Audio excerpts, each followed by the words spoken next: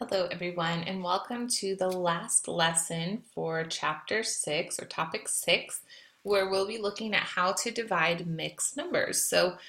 Here's our launch for today. Go ahead and pull this up in your student companion book. And it says without dividing is the key.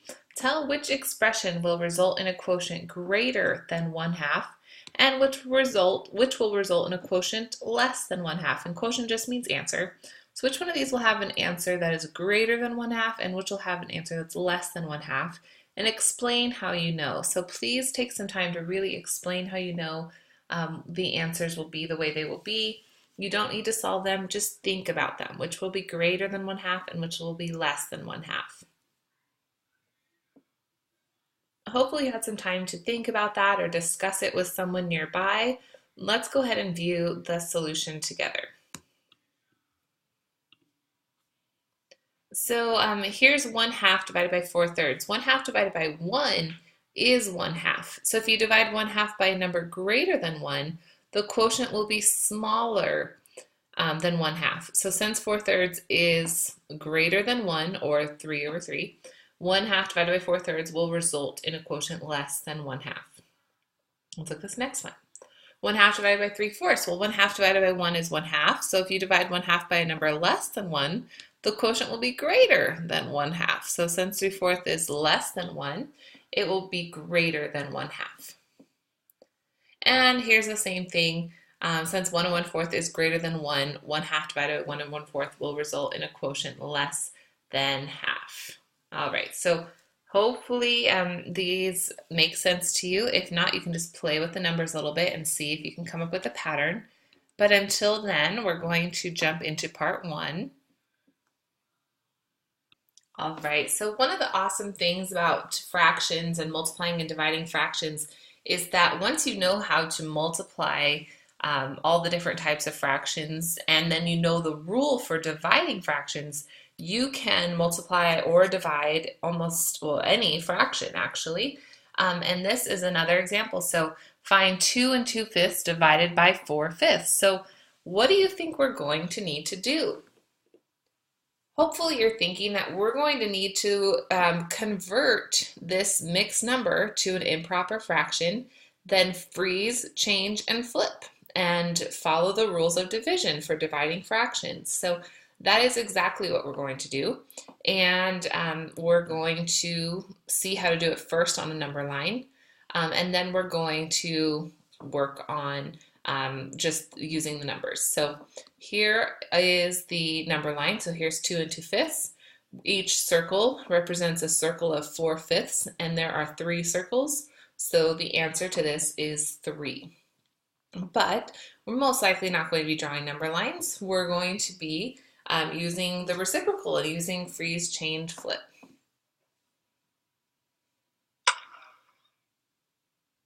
Sweet! A baseball bat has what batters call a sweet spot.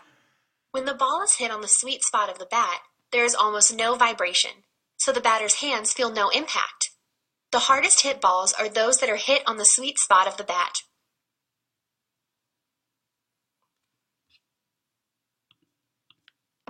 Use division to write the distance of the sweet spot from the large end of the bat as a fraction of the length of the bat.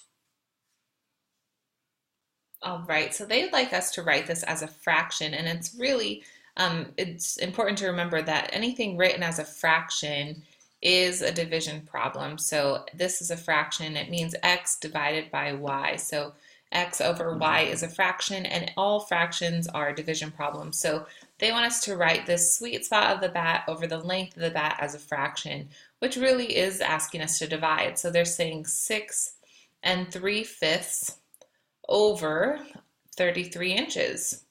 Well, oops, that's a 3. This really means what is 6 3/5 divided by 33? Okay, 6 3/5 divided by 33. This, the way we write this as a fraction and this division problem right here are the same things. So we're going to freeze, change, and flip just like we've been doing. But before we freeze this, we need to first make this into an improper fraction by doing 5 times 6 plus 3. So that gives us 33. over 5, 33 over 5, changing this to multiplication. And then we're going to flip the 33, which right now is 33 over 1, so we're going to make it 1 over 33. And then we're going to multiply, and we can do cross-canceling here. 33 and 33 would go away, so that would be 1 over 5. So our fraction, or our ratio of the sweet spot to the bat, is 1 over 5, or 1/5. And I'm going to pull up this solution too, so you can see this example if you'd like to. And then next you're going to go ahead and do this got it question in your book. It says the net weight of the baseballs in the box shown is 60 3/4 ounces. If the weight of each baseball is the same, how much does each baseball weigh? Well, there's 1, 2, 3, 4, 5, 6, 7, 8, 9, 10, 11, 12 baseballs. So you need to find out what 60 3/4 divided by 12 is. Go ahead and try it. Remember, you're going to need to convert this to an improper fraction, then freeze, change, flip. All right, hopefully you're able to do that. 60 3/4 written as a fraction is 243 over 4 divided by 12 over 1. I'm going to freeze that first fraction, then change division to multiplication, and then flip that last fraction, which would change it to 1 over 12. They cross-canceled here. You're welcome to do so too. Divide everything by 3. And you'd get 81 times 1 in your numerator and 4 times 4 in your denominator, which you can rewrite as 5 1/16. So 5 1/16 ounces is how much each baseball weighs in that collection. All right, here we are in our last part for this lesson, part 3. A tailor has 13 1/2 yards of fabric to use for making costumes. For each costume, she needs 1 1/2 yards of fabric for the top and 3/4 of a yard for the bottom. How many costumes can she make? Okay, so this one's asking you to think about, she's got this much fabric, she needs 1 1/2 yards for the top and 3/4 yards for the bottom. So we're first going to need to find out how much fabric she needs all together to make one costume. And then we're going to need to divide that amongst the fabric that she has. So what's 1 1/2 plus 3/4 is our first step. 1 1/2 plus 3/4. Well, if I was going to write 1 1/2 as a fourth, let's convert this to a mixed number first. I would do 2 times 1 plus 1 is 3 over 2. And 3 over 2 written as fourths is 6 over 4. And 6/4 plus 3/4 is 9/4. So 9/4 yard per costume. So we need to find out 13 1/2 divided by 9/4 will be how many costumes the tailor can make. And we'll convert this to an improper fraction, which would be 27 over 2, because 13 times 2 is 26, plus 1 is 27. And then we're going to change this division to multiplication. So we freeze, change, and flip. This will be 4/9. And let's go ahead and cross cancel so we have a little less simplifying to do at the end.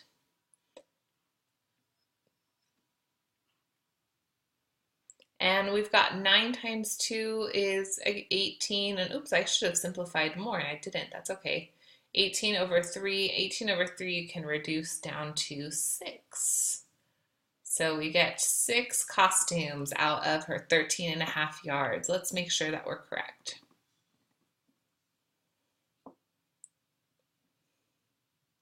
Perfect. 6 over 1. She can make 6 costumes. All right, so that one we'd had to read carefully to make sure we knew that we had to add these fabric amounts together to find out how much she needs for one total costume, and then divide it amongst the fabric that she currently has. Here's a problem for you to try.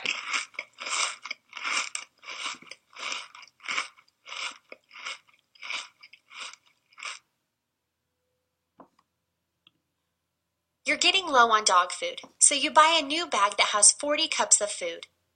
Your old bag still has 8 cups in it. Each day, you feed your dog 2 2/3 cups of food. For how many days can you feed your dog with the food that you have?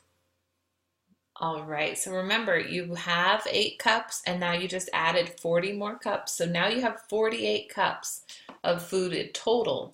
And every day you're getting rid of 2 and 2/3 cups. So how many 2 and 2/3 cups are in 48 is what you're asking yourself. So see if you can solve this division problem and come back to this video when you're ready for the answer. All right, so we have 48 cups and we need to do 48 divided by 2 and 2/3, which we can write as 8/3. We're going to freeze 48, change division to multiplication, and then flip this 8/3 to be 3/8. Cross cancel, so we have 6 times 3 is 18. And 18 is our answer. We have enough food to feed our dog for 18 days. So in 18 days, we're going to need to go buy more food. So 18 is your answer. And because this is mostly a review and kind of a culmination of all of the old lessons that we've learned in chapters 5 and 6, that's it for this lesson. It's time for you to do your close and check in your student companion book. And we've got questions 1 through 5 here for you to work on. And when you're ready, when you're done with that, come back to this video for the solution. All right, so here's the solution for you for questions 1 through 5. Go ahead and pause the video so these answers stay on your screen, and then have a great rest of your day.